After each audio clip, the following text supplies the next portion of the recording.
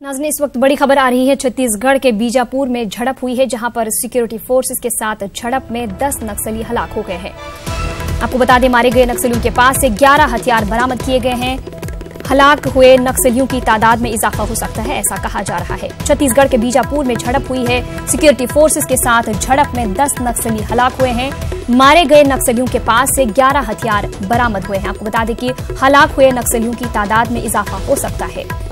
छत्तीसगढ़ के बीजापुर से यह खबर है, जहां पर झड़प हुई है सिक्योरिटी फोर्सेस और नक्सलियों के बीच, जहां पर 10 नक्सलियों को मार गिराया गया है।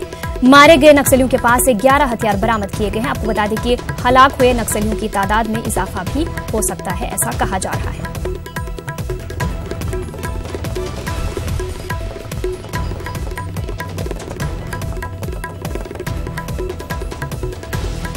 छत्तीसगढ़ के बीजापुर में झड़प हुई है। सिक्योरिटी फोर्सेस और नक्सलियों के बीच झड़प हुई है, जहां पर 10 नक्सलियों को हलाक किया गया है।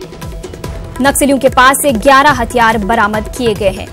हलाक हुए नक्सलियों की तादाद में इजाफा भी हो सकता है, ऐसी खबर है।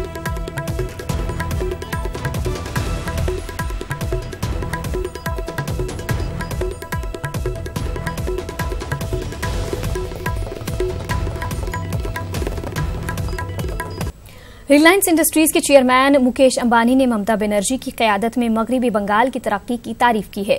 कोलकाता में बंगाल ग्लोबल बिजनेस समिट से खिताब करते हुए मुकेश अंबानी ने कहा कि ममता बनर्जी की क़यादत में वेस्ट बंगाल बेस्ट बंगाल बन गया है। मुकेश अंबानी ने हिंदुस्तान की माशी तरक्की का भी हवाला दिया। समिट न्यू टाउन में बिस्वा बंगाल कन्वेंशन सेंटर में मुनक़िद हो रहा है। समिट में 36 मुल्कों के डेलीगेशंस शिरकत कर रहे हैं। I had mentioned in my speech at this summit last year that under your leadership, West Bengal is becoming Best Bengal. This is indeed coming true. My warmest congratulations to you and your leadership in taking Bengal to greater heights.